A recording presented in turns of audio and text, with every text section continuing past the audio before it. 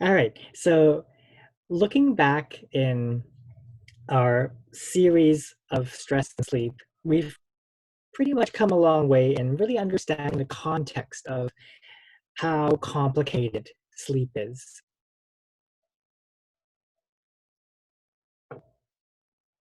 Just checking my message here, just making sure.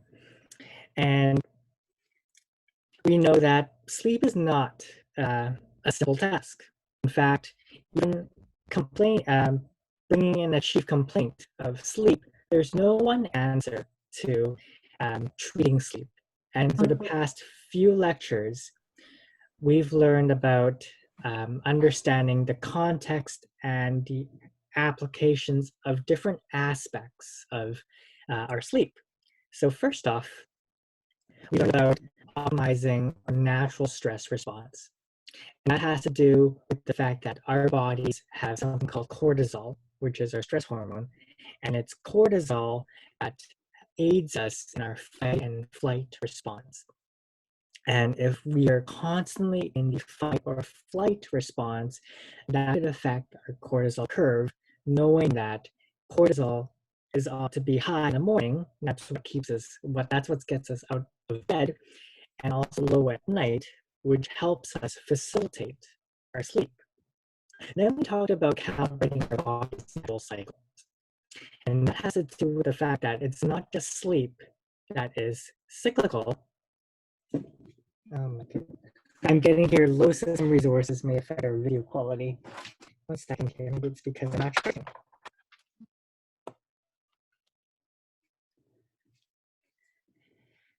Okay, calibrating our body's natural cycles has more to do with the fact that it's not just sleep that's cyclical in our bodies.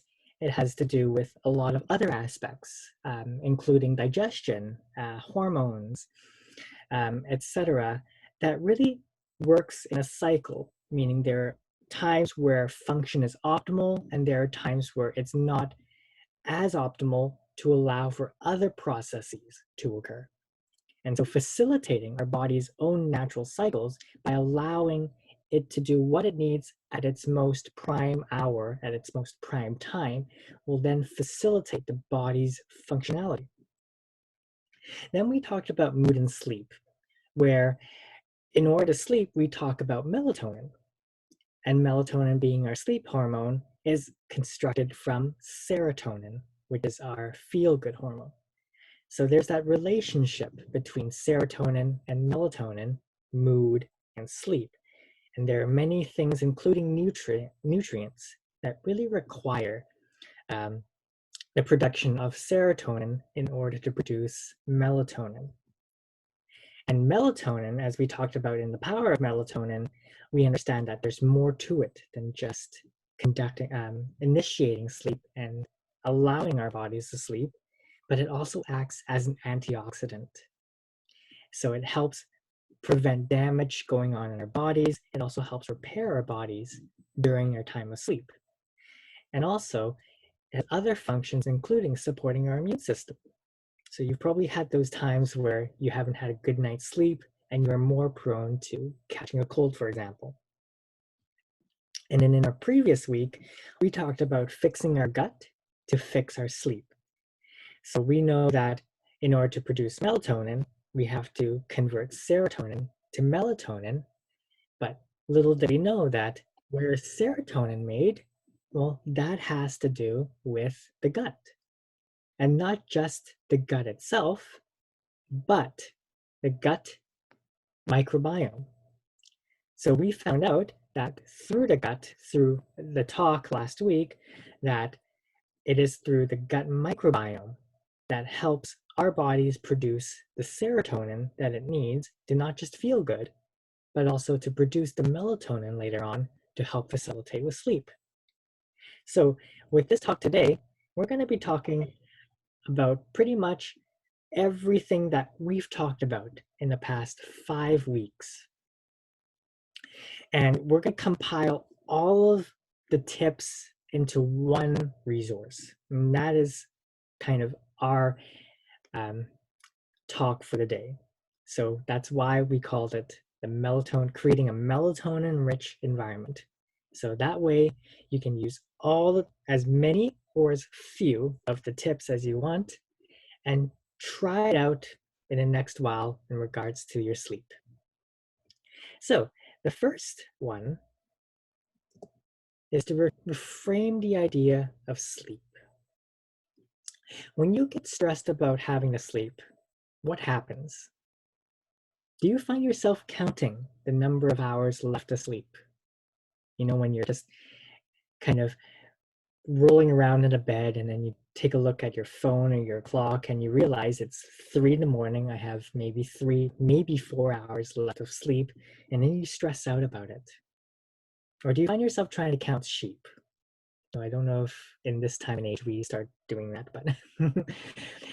but the idea here is, instead of seeing sleep as an obstacle to work around or something that you have to do, I have to go to sleep because I have work tomorrow, sort of thing. Why don't we start seeing it as a special treat for yourself? Something that you get to do and love the entire process. Because a real change begins with a simple change in our perception. It's a simple thought, having to sleep versus getting to sleep, that could elicit, a different context of sleep. The weight of what sleep is for you. Is it a must? Well, of course it's a must, but it's a need. But there are many things about sleep that we tend to think about, whether that be it's not productive, for example. And so there are people who then skimp out on sleep and eventually and unfortunately get affected by it. So have these kind of thoughts to yourself, maybe even start journaling, reminding yourself, what is sleep to you? For some of my past patients that I worked with when I was an intern at the Canadian College, we had this discussion, and I remember having one of my patients kind of exploring this thought process of sleep. And one of the phrases that came up, and I couldn't help but laugh so hard, was, "I've got a hot date with sleep tonight. I'm gonna have an affair with my bed." And I thought she was going all over the place, but at the same time, she started saying things that she never thought she would be saying. So start letting go of the stress surrounding sleep and allow yourself to enjoy it, because you deserve it. The next step, or the next tip, is getting sunlight, especially in the morning. We talked about sunlight in the sense of something called luminance or lux, the measurement of how strong a light can be. And in our lecture with calibrating our body's natural cycles, we talked about the difference of the different light sources. So coming from your screens, your phones, computers, television, versus light bulbs and natural lighting. And each one has their own different kind of strength of light. We found out that, for example, for those of you that recall, I used screenshots showing the amount of lux that came out of my computer screen. And on my normal computer screen, out came about 77 lux. And then when I turned on my red screen on my computer screen, it became 7 lux. And there is some literature that kind of suggests that it takes about approximately 30 lux entering our eyes to stop the production of melatonin. So think about that. If all it takes is 30 lux to start slowing and stopping our production of melatonin, and our screens emit about 70 to up to 200, maybe even up to 500 on certain screens, especially LED, then that's likely a problem in allowing your own body to produce its melatonin supplies. So this is where we talked about having, red light. or refraining from having that kind of screen time before bed. At the same time, we also talked about lux in a way that it helps stimulate our production of serotonin. And we know that serotonin is our feel-good hormone, and that also helps with downstream to melatonin. But having that to be done in the morning is most preferable. And in order to do that, we need, and there's evidence that shows that we need about 3,000 lux to stimulate our production of serotonin. And you can see right here that near the bottom right here, you're finding where 3,000 hits. Well, that's where we have to get daylight. And that's pretty much one of the reasons why during the winter months that we don't really get as much sunlight. And that leads to a lack of sunlight, leading to a lack of stimulus to produce the serotonin. And that could lead to something called seasonal affect disorder, or SAD. And that's the basis of why there are also lamps out there that could provide us with a higher level of lux to help us produce that serotonin. But ideally, you want to get it naturally. And you also want to make sure that you get it direct. Because even though you open your window and you're getting sunlight in your room, if you're not getting direct sunlight, then you're not really getting the direct lux. So I used my own room as an example. I face north, so towards the airport in Richmond. And that's not really where the sun actually hits. In the morning, it comes out in the east and it sets in the west. And I went outside and got my lux measurement tool and found that direct sunlight coming from the morning, even at around 7, 8 a.m. in the morning, got me about 70,000.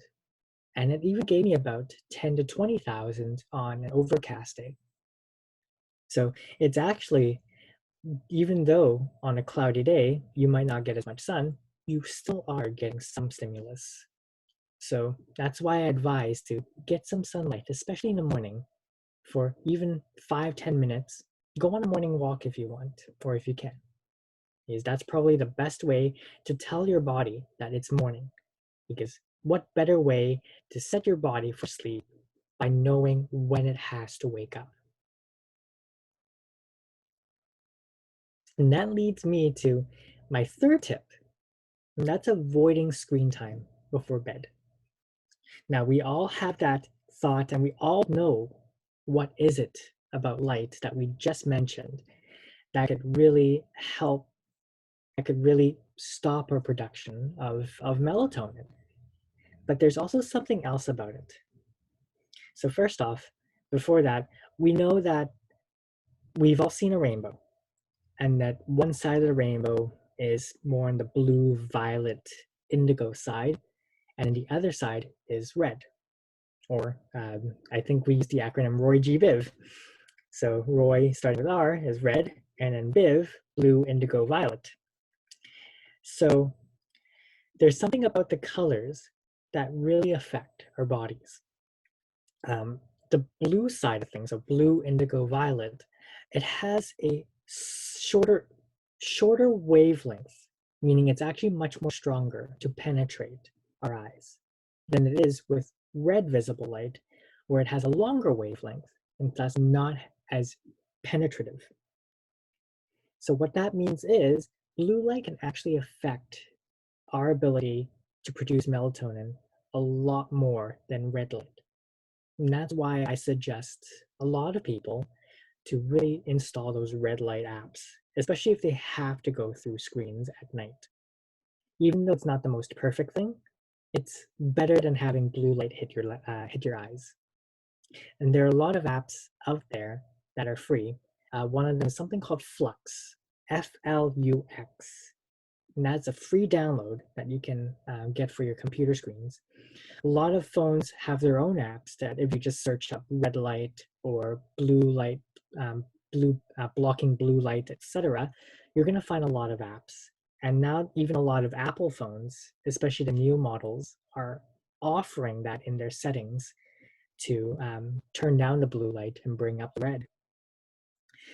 But there's also more to it than just light, and that has to do with our hormones. So we've heard of serotonin, which is our feel-good hormone. But have you ever checked your phone in any time or space and you tell yourself, I'm going to check Facebook or I'm going to check Instagram for just, 1 minute, and then I'll get on with my task, whether that be my homework or my chores or etc. And you find yourself 1 hour later still stuck to the phone. You pretty much sucked yourself into the internet black hole. This has to do with a different neurotransmitter called dopamine. And dopamine, when you see a picture or when you see something that excites you, that gives you a jolt of dopamine. And then think about the next picture you see. I mean, with Facebook and Instagram now, you're scrolling down and you're seeing, tens of dozens of pictures. And each time you see a picture that just stimulates you, that gives you a jolt of dopamine. And you just continue going on and on. And this is the basis of addictions, especially not as to the level, but it's the same process of addictions as you would with stimulants and recreational drugs and even pornography. So these are things that are on that kind of level. But dopamine itself is tied to being alert and being awake. So there are drugs out there like cocaine, meth, Ritalin, that really increase feelings of wakefulness. And that dopamine that gets increased is tied to that motivation and alertness. Whereas we talked a bit about serotonin, and serotonin promotes contentment and relaxation. So, in other words, not only are you getting the light that is inhibiting your body's own production of melatonin, we're hitting ourselves or jolting ourselves with dopamine, and that is linked to being even more alert and being more wakeful. And that itself could also affect your sleep. So maybe you might want to start mandating yourself to turn off all screens for at least 30 minutes, 1 hour, ideally 90 minutes, to allow melatonin and cortisol levels to normalize, as well as your dopamine. Next off, we have tip number 4, setting a curfew for caffeine. Is we know that caffeine excites our bodies and it produces cortisol. So using caffeine is not a wrong thing, especially if you know how to use it. And learning the cortisol curves, we wake up with an increased level of cortisol. That's what wakes us up. And making sure that our cortisol is at its lowest at night. And that's what helps us sleep. So if you ingest caffeine, coffee, etc., later in the day, your cortisol levels might actually be higher than what you want later on at night. It can be used, as a first thing to encourage that cortisol boost. But that optimally would be the only case that I would see coffee. So maybe setting an unbreakable caffeine curfew to make sure your body has the time to actually remove the caffeine. Because we've learned that caffeine has a half-life of about 5, maybe 6 hours. So it really depends on the person. On average, about 5 to 6 hours. So what that means is, say you take about 50 milligrams of caffeine in the form of coffee at noon. At around 5 p.m., 6 p.m., so dinner time, you're down to about half of that, which is 25 milligrams. And then another 5 to 6 hours, so let's say 10 p.m. to about midnight, you're at about 12.5 milligrams. Now, is 12.5 milligrams high enough to still keep you going and keep you awake? It depends on how sensitive your body is. And just like how each person is different, each person's ability to clear caffeine, so the half-life, is also quite different. Some people's half-lives for caffeine can be as low as 1 hour or as long as 9 hours. So some people could say, I could drink coffee and it just goes through. And some people could say that having caffeine at any point, even at its earliest time of the day, can still affect their sleep. And this has to do with their bodies being able to readily clear the caffeine. So ideally, I would say no caffeine afternoon. Again, each person's going to be different, and it's for you to find out and for you to understand. Number 5, sleeping at the right time every time. Our bodies are habitual. So when you start getting that habit of sleeping late, like myself back in medical school, you're going to want to be continuing to sleep late. But at the same time, we have a cycle to abide by. And we found that most beneficial hormonal secretions and recovery by sleeping occur during the hours of 10 in the evening and 2 in the morning. And we kind of link this to not just our own Western physiology, but also in Chinese medicine, where we need that rejuvenation time between 1 and 3 in the morning, because it's where our liver starts to detox. That's the liver hours. And I'm pretty sure some of you have looked up traditional Chinese medicine hours or traditional Chinese medicine clock on Google and find out which hours pertain to which organ system in the body. And that's kind of like a fun exercise to do and really understand why sleep is there at that time. People who do tend to wake up between 1 and 3 in the morning, and we thought that as a really good question, it can mean quite a few things. In Chinese medicine, it could mean that your liver is overburdened and thus it just can't do much or do it anymore. Whereas in our physiology, we find that people who are more stressed tend to have a more superficial amount of sleep and putting you in that light sleeping mode. And it's that kind of mode where likely it's not the most rejuvenating, but you can easily get up by just any little form of stimulus. But at the same time, because our bodies are in tune with 10 and 2, has anyone ever at around the hours of 9 and 10 get that second wind? Kind of that jolt in energy, thinking, oh, I have more energy to start working or to start studying, etc. Well, they find that at around 10 p.m., the body goes through a natural rise in melatonin, and that increases metabolic energy to repair, strengthen, and rejuvenate the body. So this increase in metabolic energy, when it's supposed to be made to start repairing, we actually experience it as a second wind if we're awake. Ideally, we would want to be asleep during that time because that's when the most repair happens. But that's the basis of the second wind. And if you start noticing, and if you do get that kind of second wind downwards through the night, maybe start working your hours around that. Not to take advantage of, being more productive in that time, but to understand that that's where the body is most productive in repairing and rejuvenating. Tip number 6, eating nutrients that really promote sleep.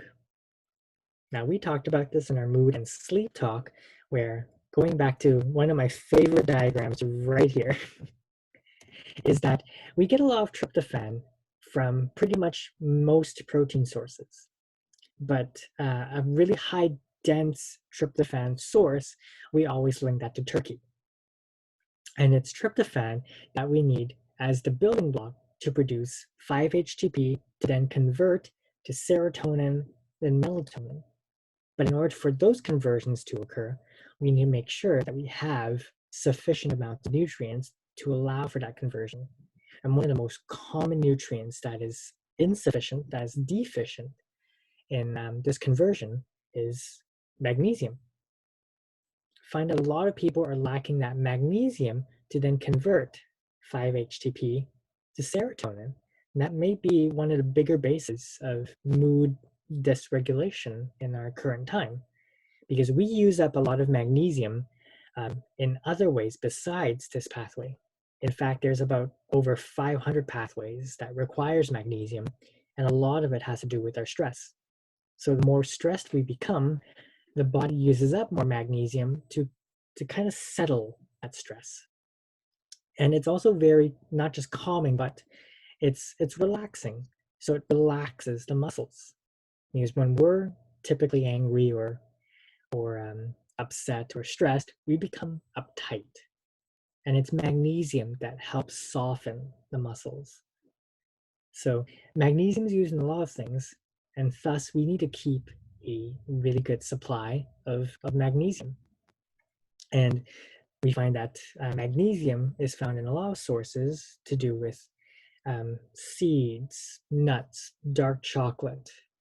And I found out with someone with Brazil nuts. I knew that selenium is really high in Brazil nuts, but I didn't realize that we get about 80 to 100 milligrams of magnesium with 4 kernels of Brazil nuts. So while this is a learning experience for you guys, understanding more about sleep, this is still a learning experience for me too. And so really understanding that it's helping the body with the conversions to get serotonin and melatonin to really aid in our sleep.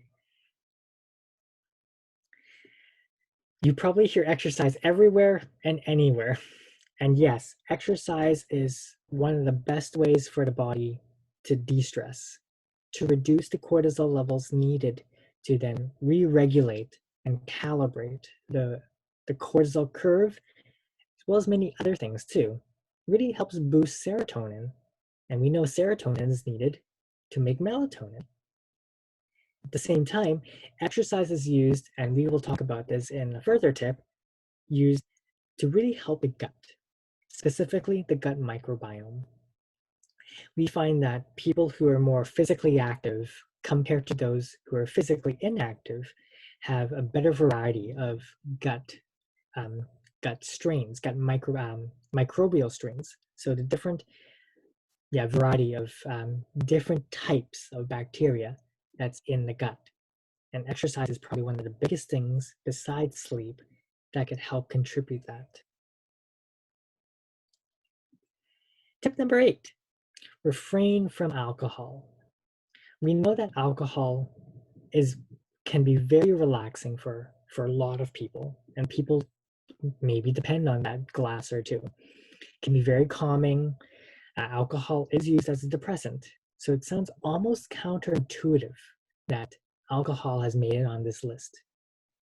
We know that alcohol can help people fall asleep, and taking a glass or two can really aid in helping them fall asleep, but it doesn't quite get you in the rapid eye movement. So looking at the sleep stages, there was a review found that shows that alcohol does not improve the sleep quality. It may help you fall asleep, but the quality of sleep is compromised. According to the review, alcohol does allow healthy people to fall asleep quicker. And it can also maybe help them fall asleep more deeply. But it reduces REM. So this is the rapid eye movement that you find right here at the top. And this is where you probably are dreaming at this stage. So the more of the rapid eye movement stage you're in, you get to something called there's short-term memory. What's that term I'm looking for? Oh dear, memory processing. That's it. Memory processing happens during REM sleep. And without processing that memory, without having sufficient levels of REM sleep, you get to a point where you might feel what we call a hangover. That's why it has become pretty popular in our vocabulary, hasn't it? Number 9, calming the inner chatter. We have a lot of thoughts that come up.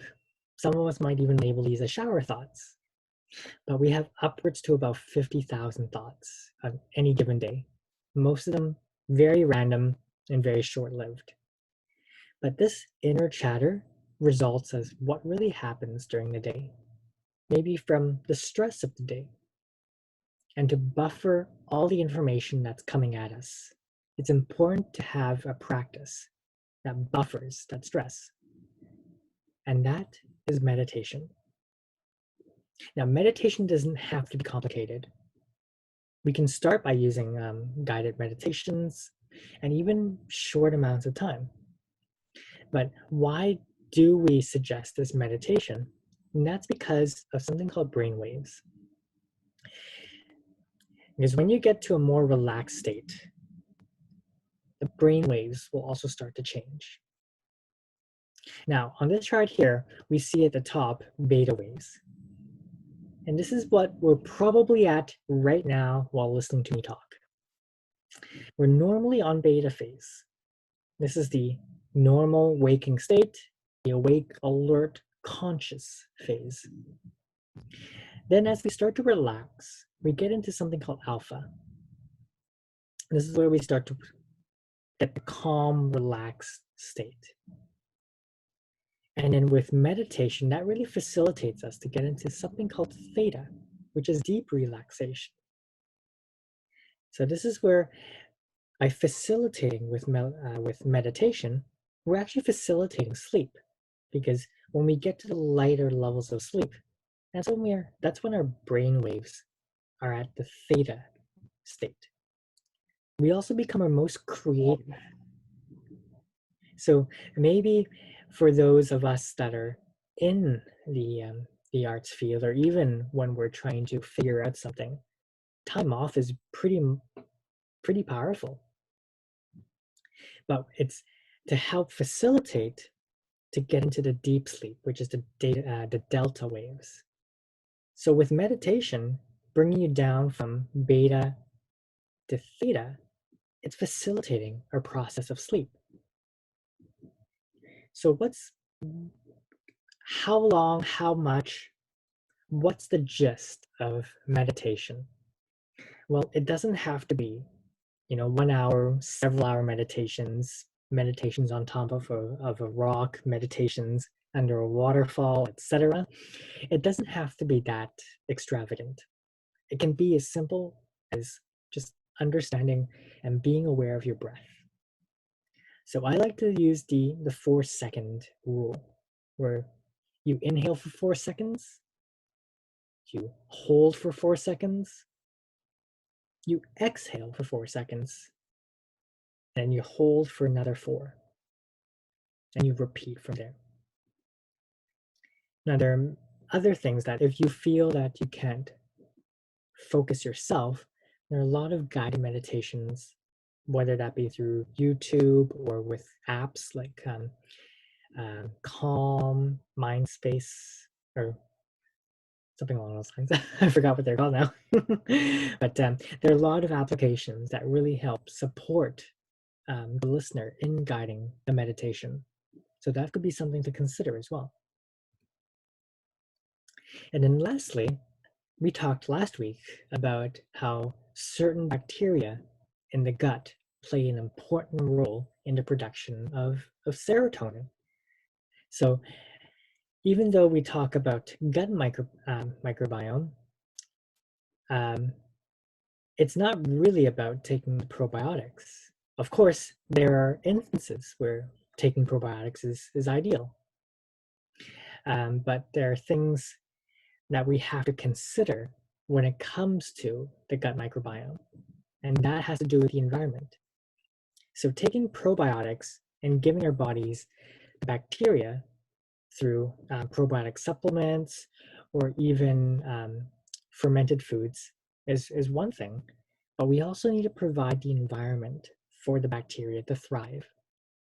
And that has to do with something called prebiotics. So prebiotics is what we call food for the probiotics. And the most common things come from fiber. It's fiber that really feeds our bacteria. But there are other foods that act as prebiotics and can thus um, provide that environment and provide food for the bacteria. And that includes foods like dandelion, artichokes, garlic, onions, leeks, chicory, bananas, asparagus, um, proper um, fibers such as barley and oats, and flax seeds, bran. What else? What else am I missing? You have pectin from apples, burdock, seaweed, many other foods that having a fibrous component can also provide food for the bacteria. Of course, we just briefly mentioned that exercise also provides that environment for allowing the variety of bacteria to thrive. So we talked about just going back here, there's some nutrients to really support that pathway we talked about with tryptophan, 5-HTP, serotonin, and melatonin.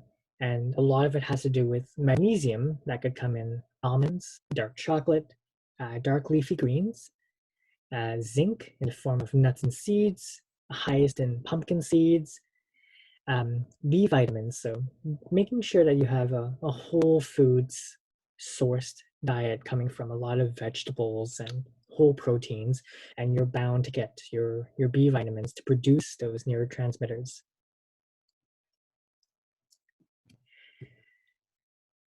I'm glad I made this talk a little short. But to summarize, going back to the 10 tips. So first off, reframing your idea of sleep. Because if you're stressing out about the idea of sleep in bed, chances are you're really thinking too far and beyond, and you're probably eliciting that stress response, which we then don't really need that extra level of cortisol.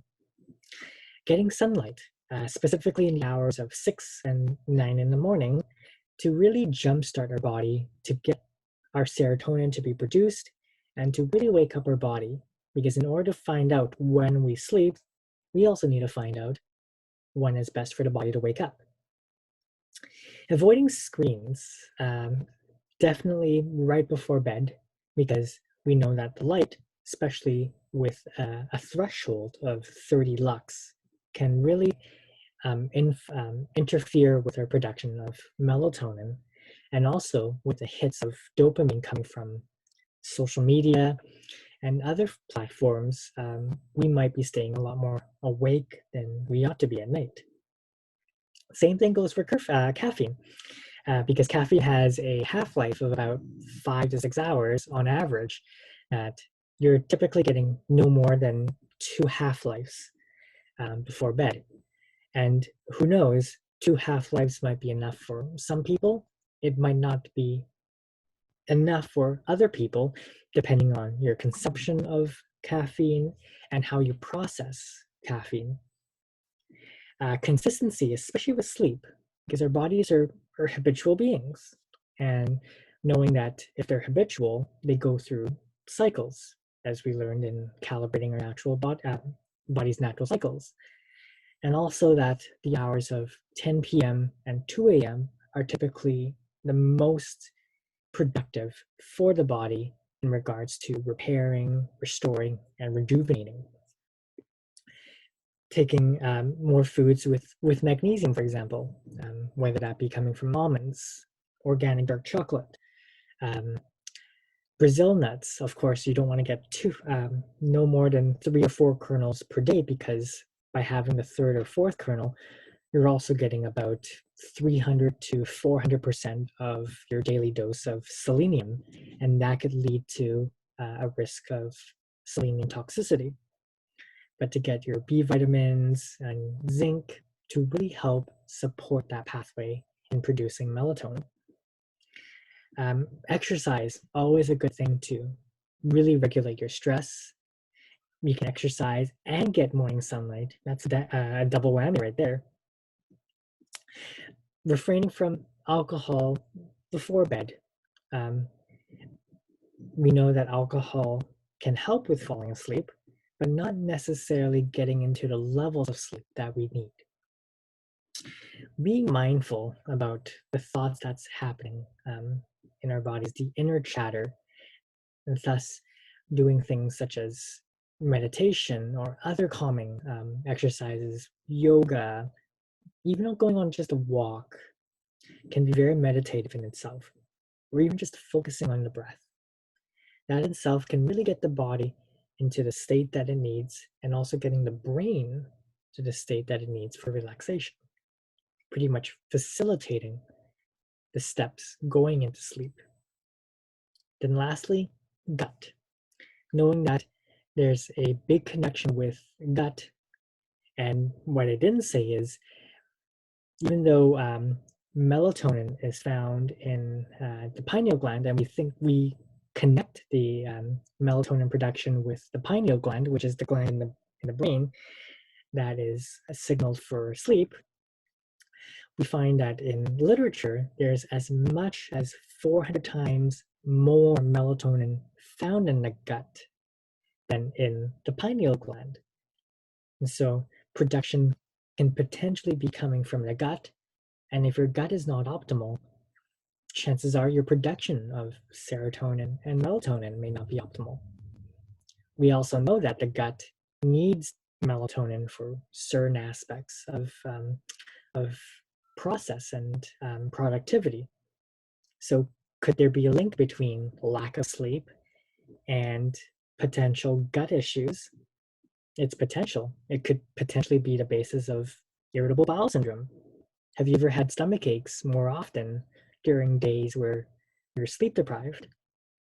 I know I have. So there's a really big component or a big correlation between gut and the brain, especially with the gut and brain health and sleep. And so finding ways to really help support the gut, whether that be through exercise, getting more fibrous foods, getting proper fermented foods or prebiotic foods, those are things that can really help support the gut. And with that being said, that concludes my talk right there. Before I get on with questions, and if you have any questions, please feel free to type them in the chat box. But I'd like to bring up that Winifred and I are planning a next series of talks based on the interest that we've been getting from previous talks. And so our next talk, next Monday, will be on leaky gut, the inside story. This almost sounds like the Disney movie, was it? What was it called? But other than that, where we talk about the basis of leaky gut and what leaky gut can do in terms of our bodies. And then the following week, we're going to talk about IBS, irritable bowel syndrome, and what IBS really means in the conventional side, but also physiologically what may be happening. Because right now there's a very big link between irritable bowel syndrome and something called small intestinal bacterial overgrowth, SIBO for short. And so it has to do with that gut microbiome again. And so we have to talk a bit about the gut microbiome, and we're going to be talking a lot more about that on June 1st. And then the following week, June 8th, we had some interest about food sensitivities and food allergies. And at about this time last year, I actually made a talk for the Richmond Public Library on the same topic, what the food. So I'm more than happy and I'm actually quite excited to be sharing that again, this time online on June the 8th. Now we're also looking into other topics for the remainder of June and maybe July. And if you have any other topics that you would like to hear about, feel free to bring that up on our chat box, or you can also bring that up to any of my social platforms. So for those of you that are new to this, you can support me by giving me a like on Facebook. You can search me up, Dr. Romi Fung ND, and I provide pretty much all the health tips as well as reminders for, or the event reminders for these talks. Um, and if you have any other kind of pressing questions or suggestions for other topics, I'll be more than happy to hear from you through either my social platform or my Instagram, or even through my website at www.drromifungnd.com. All right. Any questions, comments, and or feedback?